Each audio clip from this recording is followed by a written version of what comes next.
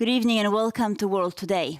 I'm joined here tonight by Professor David Engels, and we're going to discuss a number of controversies which recently surfaced in Germany, starting with the so-called denunciation law. Good evening, sir. Delighted to have you with us. Yes, hello, good evening, and thanks a lot for the invitation. So you recently penned an article on TVPWorld that was published on TVPWorld website, where you outlined a number of problems that recently surfaced in Germany, and one of these problems is a so-called denunciation law. Could you tell our viewers what it is and why is it problematic? Yes, with pleasure. Well, this is really dangerous situation we have. During these last years, there have been a series of denunciation laws, denunciation apps that have surfaced here and there in Germany. And the problem is, of course, that these denunciation apps or laws do not only target real penal crimes, but more and more, let's say, soft crimes like political incorrectness or things that can be interpreted as being against the German constitution. And now, most recently, in July, a new law has been voted that makes it possible or that obliges all enterprises of more than 49 employees to open up so-called denunciation or information cells in order to process, to analyze, and to forward potential denunciation on all kinds of crimes. So by now, Germany will have to open 90,000 of these information cells, and the central service has now been created in Berlin with 22 collaborators and with a budget of 5 million euro per year in order to process and also to receive these forms of denunciations, even anonymous denunciations. So this is, of course, an open door to all kinds of denunciation problems, and it creates really a very dangerous atmosphere in Germany. Right, so it could create a huge surveillance apparatus, right? And I found some examples of these cells, as you've mentioned them. So, for instance, there's a cell created by an anti-feminist tip-off portal created by an Amadeo Antonio Foundation, which is an anti-discrimination NGO. And there it encourages people to report on those who distribute flyers critical of gender theory or attempt to disrupt feminist events. So this is one. Another example is that Greenpeace set up one where people can report on those coffee shops which are not using paper straws, and then the coffee shops would be, I think, the notification will be sent to local authority. I guess they could be fined or something. So there's a bunch of these sort of outside of the realm of, let's say, an individual company, right? Because initially the law was supposed to protect sort of whistleblowers, right, and sort of encourage the, I would say, exchange of information within a company or something of the sort. But it could be dangerous. Any other situations that we can expect sort of stemming from this? Any other dangers? Well, I mean, the problem is a problem of atmosphere. Germany is, for the moment, dominated by an extremely, let's say, radical, wokist spirit. So for the moment, we have can call it a woke government. We have the main media, which are controlled by leftist liberal approaches. We have the entire university system that is also dominated by that. And so there is a climate of insecurity more and more because people start to have fear.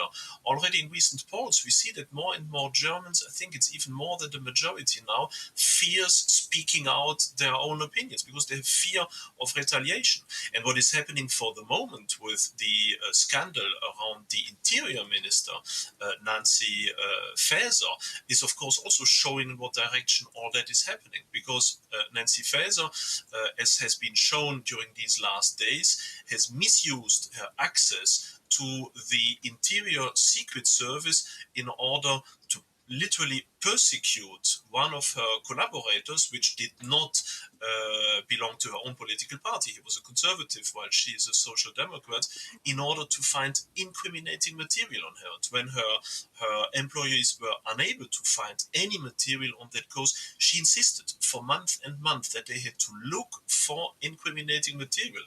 What is the most funny in all that situation is that the collaborator that was charged with looking for that information, and this became clear today, is her own landlord. So she employs her own landlord as someone who has to look for incriminating material on one of her closest collaborators. So this is an incredible meddling of influences, an incredible collusion that is surfacing now for the moment in Germany. Right, and I'll just sort of add that you're referring to a situation where Germany's cybersecurity chief was fired last year, right, in October of last year, for his alleged ties to Russia. So that's something that we were discussing. Any other situations that we could that should be on our radar, and what does it all mean for German politics? If we could take a look at it. Mm-hmm. Yeah, well, there's also another situation. For the moment, it already since last year, there's a huge discussion in the German parliament also of creating different laws in order to return the burden of proof in cases of unconstitutional attitudes by civil servants. So precisely, Nancy Faeser herself was instrumental in advertising, in pushing forth this idea that from now on, civil servants can be fired basically just on the supposition by their employer, that they would have some form of anti-constitutional, that is, to translate it very clearly, conservative leanings, and that once fired, it would be up to them to prove their innocence. There's been a huge debate now around that, so Nancy Faeser had to backpedal a little bit, but now they are trying to push that through other versions of that law. So for the moment, there is really, let's say, a tightening of the liberty and of the freedom of people not aligned to the ideology of the governing leftist liberal ideology. And that is very dangerous, because Germany, of course, is at the heart of Europe, is trying to give lessons to all the other countries how they should design their own state of law. And Germany has an enormous weight in Brussels, and so seeing obviously that on the other hand we have all these scandals and all this meddling, all this collusion that is reminiscent, and I weigh my word, of Stasi methods, all that shows, of course, the, let's say politely, the somewhat reduced credibility of Germany as the defensor of universal values. Right, and Germany is also struggling on other fronts, right? There are a lot of articles that they're saying that Germany is called again the sick man of Europe. It is the only developed economy that is going to shrink this year, right? I mean, according to IMF, with a forecast contraction of 0.3%. My question is, because you might think it's unrelated, but I wonder if there could be a parallel between the fact that we have these, one could say, increasingly rigorous policies, we have some economic problems, right? And perhaps also some issues on the international arena. Is that a sort of a set of issues? Absolutely, you're absolutely right. Both are tightly connected because of ideology. The crisis of the German economy today is entirely homemade. It is the result of first Angela Merkel's endeavor to please her Green cooperation partners and coalition partners. It was Angela Merkel that basically switched off nuclear energy and that had to use Russian gas in order to keep Germany's industry running. There has been a lot also of arrears when it came to infrastructure, to innovation, and so forth. I think that actually, by the way, there are more than 150 university chairs for gender theory, and I think there are 5 or 6 for nuclear physics. So just to show you, obviously, the weight when it comes to innovation. And of course, the present government that is directed by the Social Democrats and by the Greens is even pushing that forward, even further. So the shrinking of the German economy and all that this means, of course, for Europe and all the neighbors, is homemade, is a result of a purely ideological policy, and is extremely dangerous for all of us. Right, and could we see any sort of any changes or sort of results of these, as you're arguing, somewhat failed policies on the international scene, when we're looking at Germany's place in its relations with China, for instance? Yeah, well, Germany is of course trying to find alternative solution. That is also why Germany is trying with all her means not to get involved too much in the Ukrainian-Russian war, because Russia is still seen as an interesting collaboration partner for the period after the war. That explains also why Germany is so keen in denouncing her own neighbors in Europe, but is extremely prudent when it comes to China. So all that, of course, is a result of this failed policy.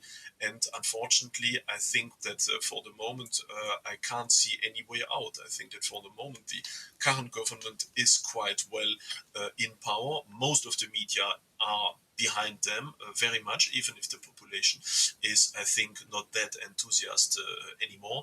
And I fear that we will still see a lot of these issues everywhere in Europe, because as we can see it now, also with the energy policy in relation to France and to Poland, problems affecting Germany with her 80 something million inhabitant economy are affecting all neighbors. Right, but this is a rather dim outlook for Germany. You're sure that nothing can be done? There's no sort of way out of it? Well, politically speaking, I don't see any possibility. I mean, the only possibility could be a changing of government, could be some scandal that would lead the government to fall. And of course, if we were in the 19th century, the current government would already have stepped back after what is happening this week with the interior minister. But we are not living anymore in these times. Once a government has the media firmly behind them, basically it can do whatever it wants. So I think that we will have to live with that quite for some time, and I don't see any alternative, apart, of course, from calling all Germany neighbors Right. to work on Germany. Because what is shocking in all that affair is that basically most neighbors do not know about these events. Professor David Engels was my guest this evening. Thank you, sir, for your time and for your insight. Thank you. Thank you for the invitation. And thank you for watching World Today. Please stay tuned for more of the latest news and features here on TVP World.